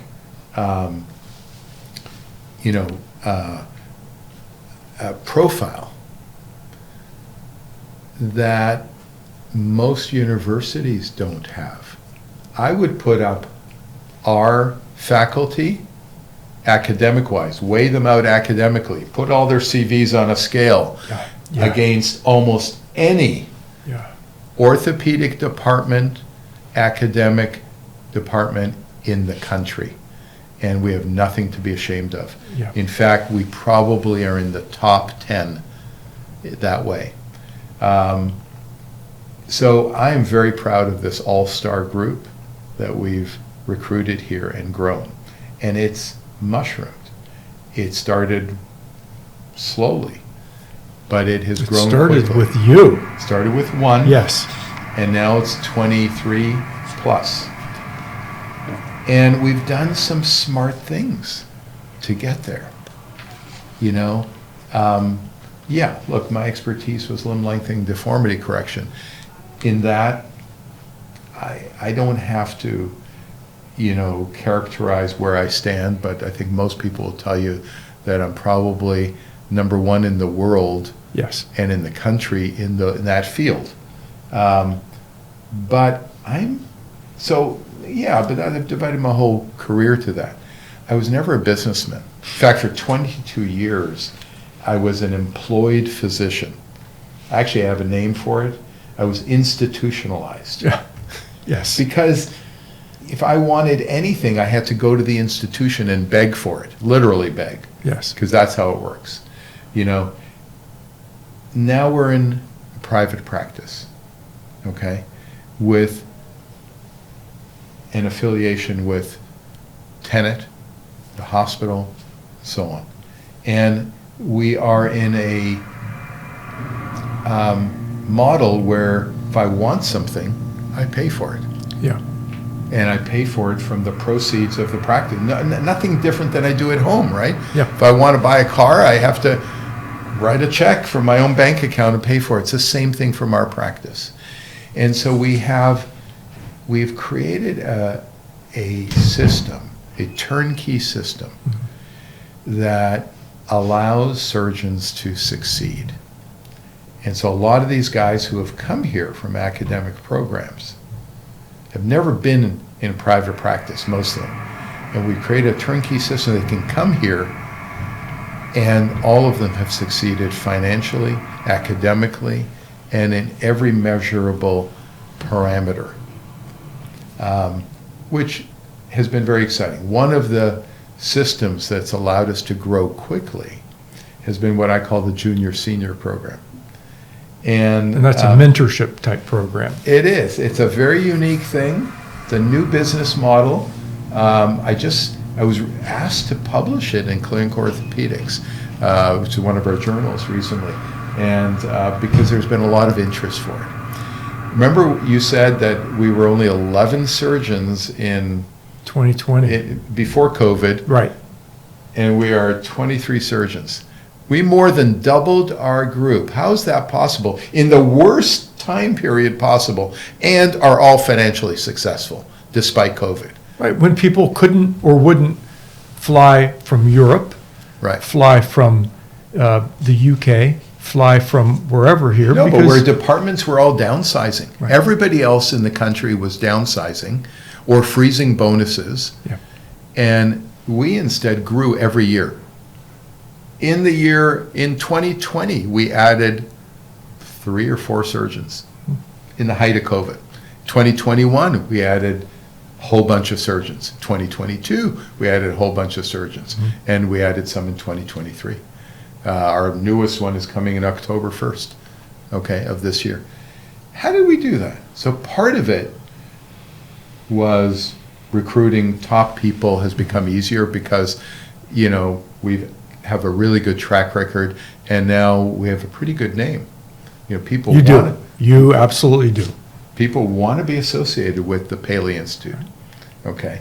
But the second is the junior-senior model, where people like myself, who are senior surgeons, and where, have huge practices, feel that they need to train junior surgeons to,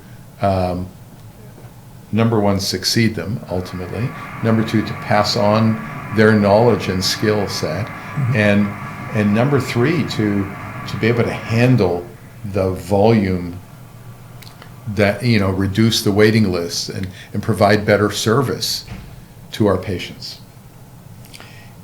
And we do that by bringing junior surgeons. In the past, so by the way, I've always brought on junior surgeons. Ever since I started, I brought on surgeons. And the model in Baltimore or everywhere around the country is you bring on someone and you feed them. And you grow their practice and they become an independent practice. You get nothing for it. I was going to say, at the expense of your practice. It's not the expense, but it's at no, only benefit is having a colleague.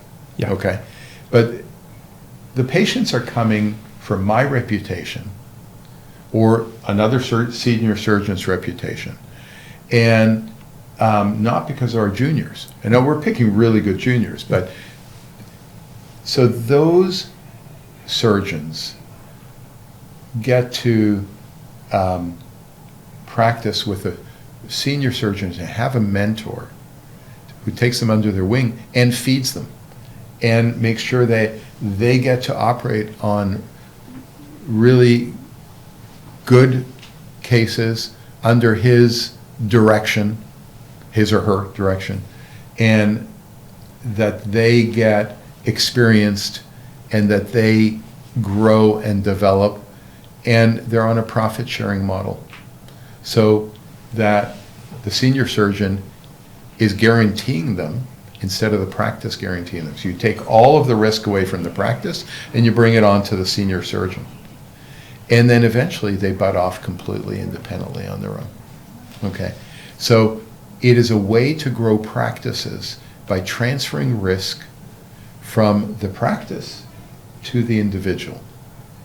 Okay? And so, I have 3 such surgeons working with me. Dr. Feldman has 2.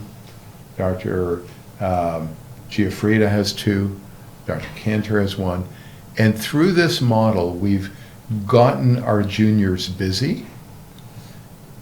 It's a win-win for both. Believe it or not, the juniors do better because they're dealing with a mature practice where there's a better payer mix. So they actually, even though they're on a profit sharing with the senior, they're doing better than if they'd gone on their own on developing their own practice. And they mature and get really good. I mean, I can tell you, I have the privilege of working with Craig Robbins, Claire Shannon, and Katie Miller. These are the 3 juniors I work with. And, through this relationship, it has blossomed their surgical skills.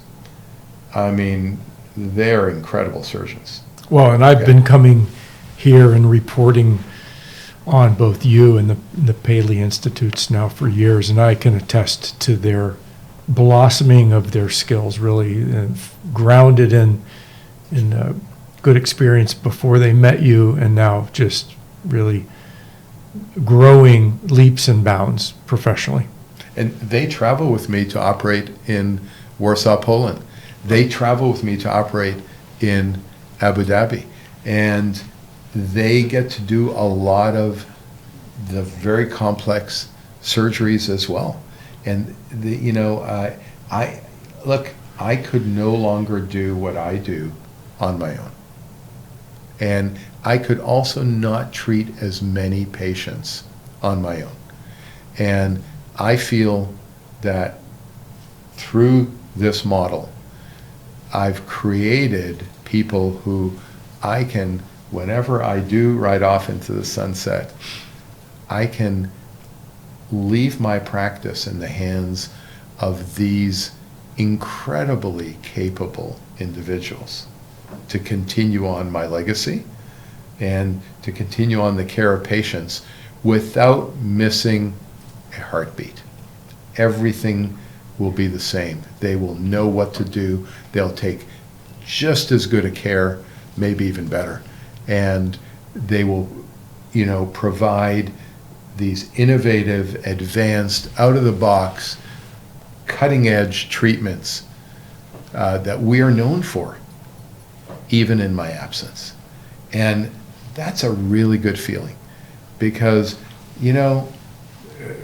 this a quote of famous African saying, when an old man dies, a library burns down.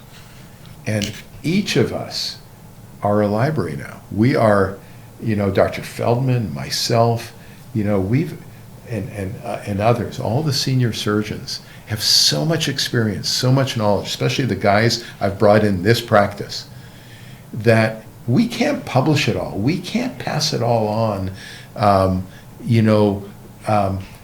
through teaching at conferences and so on. And the closest we can come to it is by offering an apprenticeship. It's the best name, an apprenticeship to the next generation who can then take it to the next level. Okay, none of us gets to do this forever. Right. Okay, so I feel that I have guaranteed that for my patients. I actually was bothering me. What am I going to do?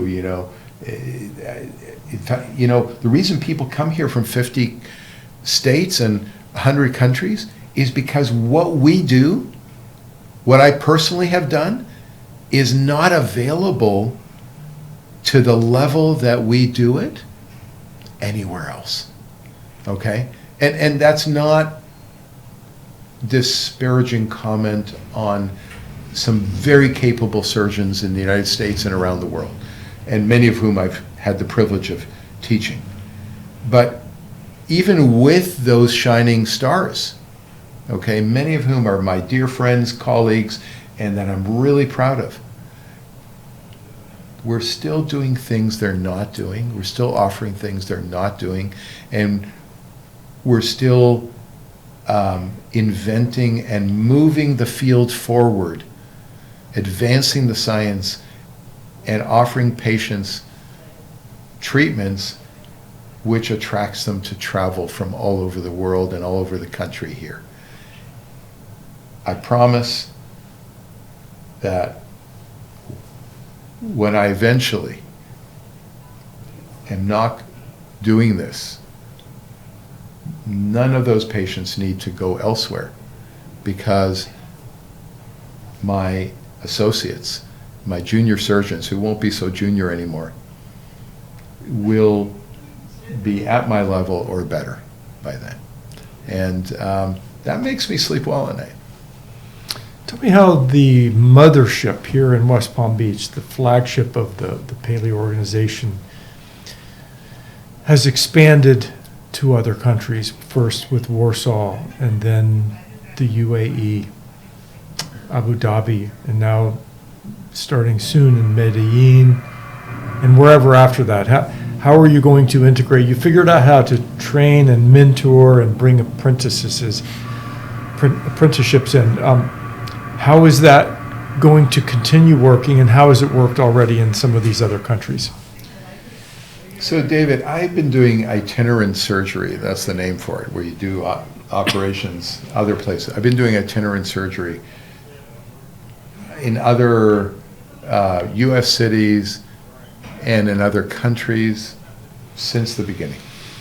I've actually had the privilege of getting to operate, in every continent except Antarctica, okay? And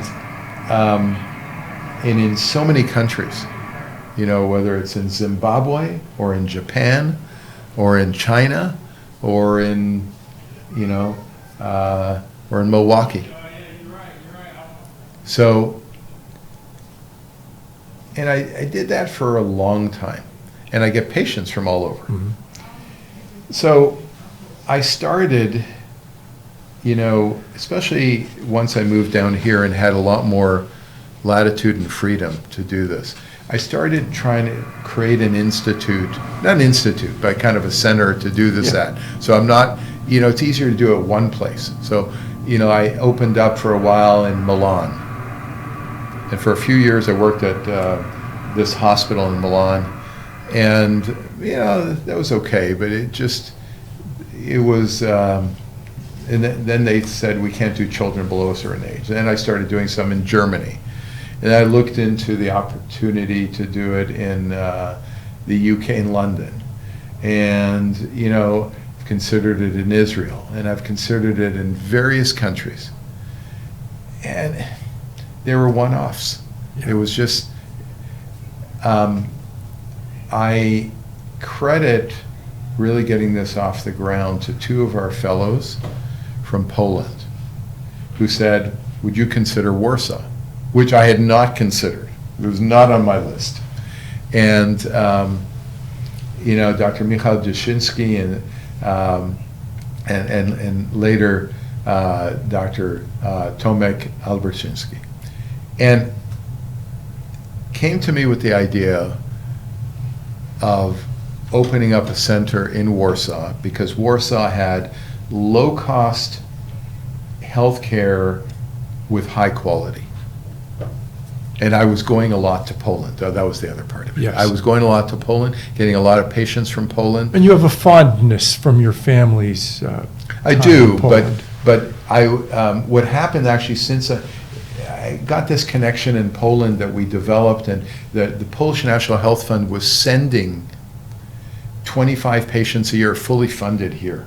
And then I started doing clinics there, and so our services in Poland as an outpatient were growing, but not surgery. So it was a natural extension, would I consider doing it? And they became my boots on the ground. And you know what? They really did an unbelievable job. And I brought in Dr. Feldman, who started going, and so the four of us, these two Polish doctors, Dr. Feldman and I, together formed this Paley European Institute, I think in 2018, okay? And it was an evolution. We eventually, leased our own offices there, and it grew. We have, I think, over 50 employees. It's unbelievable. It runs every day. We have our Polish doctors there. There's four of them, the two senior guys, and they actually have their own juniors now. And they do surgery there all the time. And, but what's higher level and more difficult, or who requests us, we come over 3 or 4 times a year and do surgery there. And initially it was just myself or Dr. Feldman, and then now Dr. Shannon and Dr. Miller come over, and we are actually licensed there for when we come there. We do it officially. It's all worked out legally and so on, and it's run through the institute here. So Paley European Institute is very strongly affiliated with here, and there's an interchange of ideas, of personnel, of working together and programs, etc. I started going over to the Middle East. I wanted to set up there. And I looked at Qatar, and I looked at Dubai, and I looked at Abu Dhabi. And, I went over, actually, interestingly, for my first visit to Abu Dhabi, the first week of March 2020. And arrived there with a fever. Turned out I probably had COVID. I think I was the inaugural case of COVID in the UAE, coming from India, so I was probably the inaugural case over there too, although I must have caught it from somebody over there. I ended up hospitalized at the hospital I was working at. That's a whole separate story. But anyway, in that visit, we started this plan of creating a center. And although I worked at a hospital there that was really good to work with, SKMC, it didn't end up being the place we opened up. And we probably interviewed and checked out 5 or 6 different hospitals until we met Burjeel Medical Center, and those guys shared the same vision.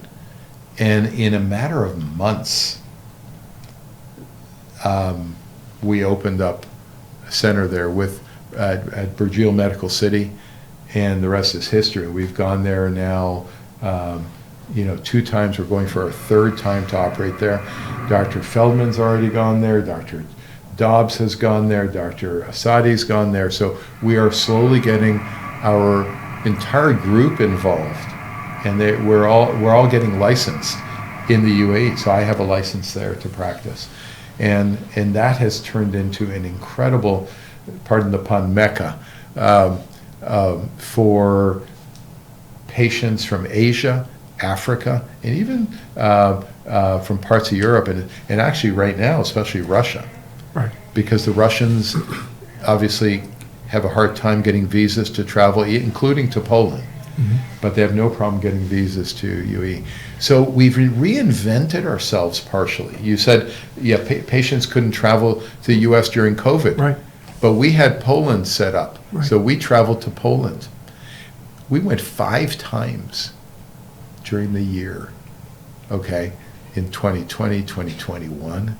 We went multiple times a year there. It was the best time to travel. Plane was empty. It was better than first class. You have the whole plane to yourself, you know, and there's nobody in the country like going out. And so we worked in Poland, and all our European patients were able to come. Yeah. So we never missed a beat. The practice never went down during COVID.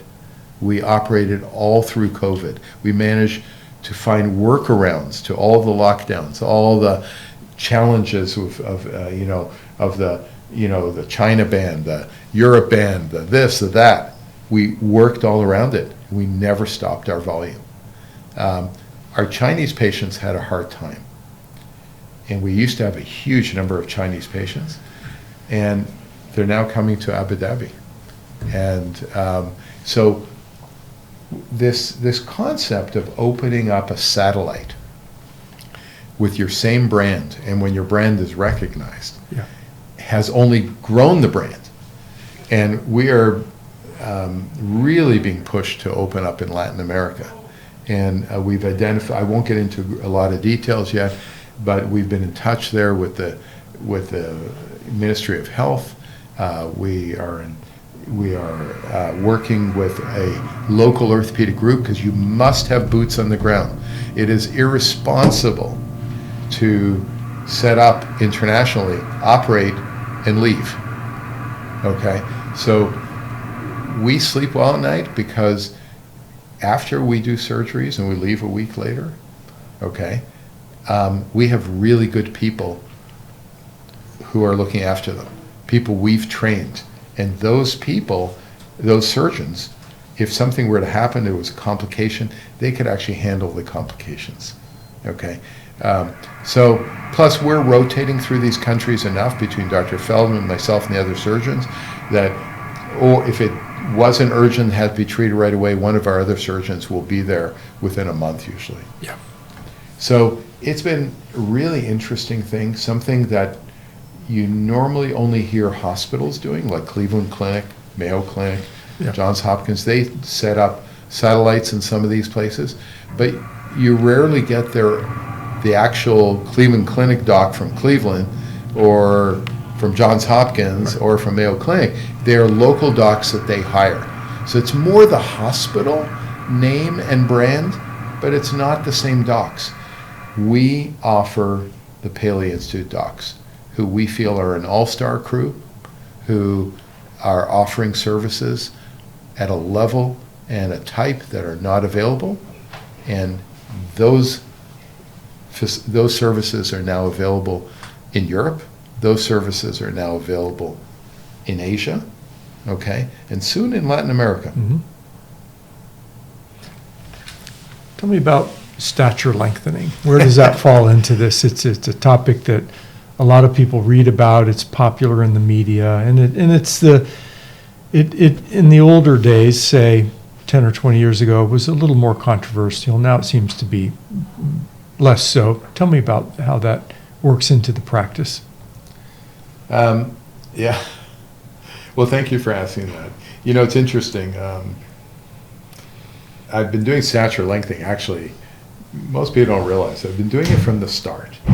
I mean, the first one was actually in Toronto. It was a lengthening for dwarfism, but it's still stature to Sure. make dwarfs taller. And then cosmetic stature lengthening, where you're taking normally proportioned people who don't have a medical diagnosis and you're making them taller, which is called cosmetic stature lengthening. The first one was in 88. So 87 in Toronto, 88 cosmetic, first cosmetic case. So I've been doing it all along. Many of my, I'm best known obviously for my reconstructive work, and I'm most proud of my work in reconstructing upper and lower limbs for patients with severe limb length and deformity and post-traumatic problems and so on. In some of my reconstructive patients get quite upset with me that I also do cosmetic work. They feel that I should stick to the reconstructive work. But the methods are similar. Limb lengthening is limb lengthening. And I felt very early on that if I'm going to become the best limb lengthening surgeon in the world, then I have to be facile and knowledgeable in all of its applications. Okay, whether it's for reconstructive or cosmetic reasons. So in the 80s and 90s, no one in the United States was doing cosmetic lengthening, almost. Okay, and it has exploded recently. And it's exploded because the methods have gotten better. We have implantable lengthening devices. We didn't talk much about the evolution of the technology, but the latest technology is the implantable lengthening devices, which are, all inside the bone, inside the body. They're not sticking out with pins. They don't look like some medieval torture device.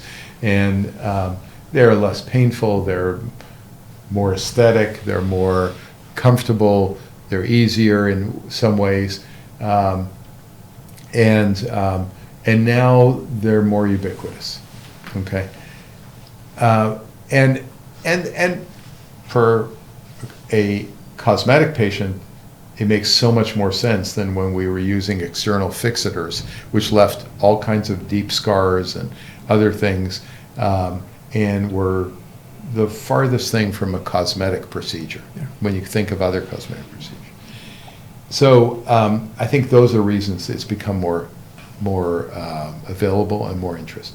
Plus, I think orthopedic I think that a lot of what's driven it is also shrinking reimbursement, and surgeons in every field have looked for self-pay, areas where it's not non-regulated reimbursement by Medicare or payers. And of course, cosmetic things are paid by individuals. But orthopedic surgeons have never been plastic surgeons before. They were never trained, about that you can have reconstruction and cosmetic parts of your practice. So this was a very big deviation when I got into this in the early 90s. And it's so fraught with abuse. And why do I say that? Because, first of all, it's being self-pay, cash pay, it's very corrupting, right? Because you're getting, being paid cash for things is doing things much more, I don't know, it has a feeling or whatever that it's different than taking insurance for to be paid for fee for service. Okay. Secondly, so it's ripe for abuse because the motivation for doing cosmetic is, I guess, is financial. The second thing is that it has the risk of taking someone who's completely normal, completely able, and disabling them, giving them pain and disability from the treatment. From a complication. Yes. And most of what we treat is pain and disability. That's what, right? You're an orthopedic surgeon. Yep. I bet everything you treat is pain and disability. Nearly so. That's right? correct. And that's what I treat. And whether it's a kid with fibular hemimelia, with a leg length difference and a deformity, or someone coming in with back pain, it's pain and disability. Yes. Or arthritis that needs a hip replacement, and so on. Pain and disability. That's what I went to residency for. That's what I did a fellowship for. Yeah. Okay, that's what we all train in. We were never trained to be aesthetic surgeons. Okay? Yes, it's important that your work is as aesthetic as possible, the scars, and so on. So it's a different mindset being a cosmetic surgeon. okay? But the moment you can, so you're taking people who are otherwise normal, and while other aesthetic surgeries can leave you a bad scar, maybe a little pain, they're not disabling. Lengthening for stature is potentially disabling, could put you in a wheelchair, can reduce your physical abilities, okay, and cause horrible complications.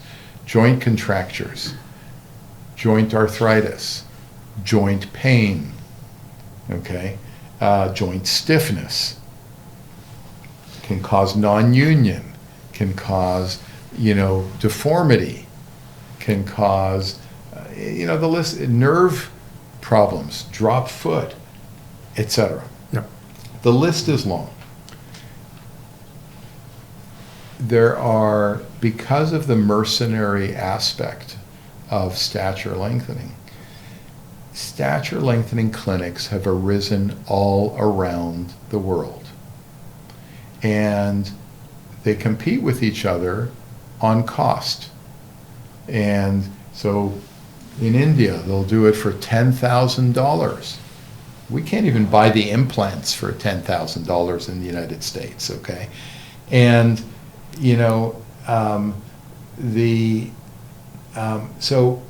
but what they're doing is they're also crippling people. Mm-hmm. And I'm seeing more and more people coming to me with horrible complications from other stature centers, both internationally for the most part, and some in the United States. So one of my motivations for doing this was to create a safe way to do stature lengthening that was going to happen whether I got involved in it or not. And I've done that.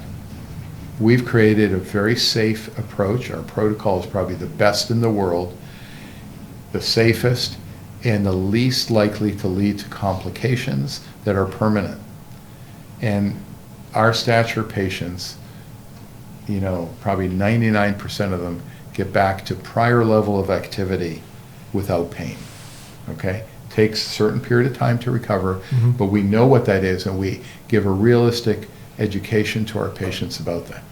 I happen to have also developed the new implants, with that in mind, including creating stature patients want full weight bearing, want minimally invasive surgery. So I've helped create full weight bearing implants that allow them to walk around and lead a normal life while they're going through this. So finally, we are at the point where stature lengthening can be done safely and with a method that's minimally invasive, few scars, and gets them back to previous level of function. Because remember, we can't make them better functionally. Can only make them worse, but it doesn't make them worse. And gives them the precious inches that they want in height without a sacrifice of function. And the process is acceptable too. They can walk around. Nobody even knows they're going through this. Yeah, that's the amazing part when you think back to the day of Ilizarov and the early days for you even 10 years ago with... And if I had not stayed the course, Mm-hmm. that would not have happened.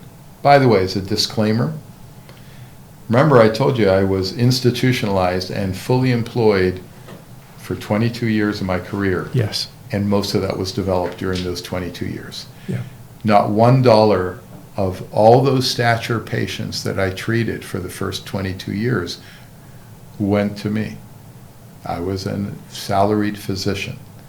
Yes, I'm in private practice now, and yes, my practice and I do profit from insurance as well as from self-pay stature patients and other patients. However, it's never been my motivation. Just never has. I just won't sacrifice people's function for dollars. Okay? And that's why I feel we are still the safest place on earth to have this done. Yes, we're not the cheapest. Okay? And we're not the most expensive either, but we are the safest. And so we continue to do it. By the way, we also did 22 years of research on stature lengthening, psychological research which has been published, to really understand what motivates people to do this. And because of that research, I feel comfortable that what I'm doing is valuable and really helps people. Because the people who are motivated to do this, almost all of them are doing it for what we call a body image disorder. They see themselves as short, it bothers them, and no amount of therapy or other dissuasion will change how they feel. Doing the stature lengthening turns off a switch, and whatever bothered them before is gone. So it really is a condition, what we call, height dysphoria, unhappy with your height, and we really feel that it's a valuable thing to do. And so we are actually treating a condition, but it's not a physical one. But we have a physical solution to it that can now be done safely. I think that really wraps up everything that I was hoping to learn, and I suspect our readers and listeners and viewers will want to hear.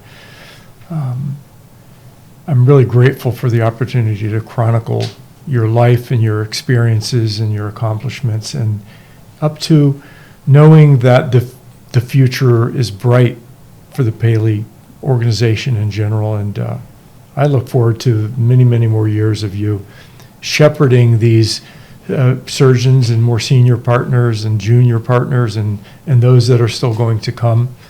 I think that it's exciting to others in the community. I'm in your community, and we have plenty of other orthopedic surgeons in this community who have really come to recognize the value that Paley brings to Palm Beach County. And we're all proud of that, I have to say.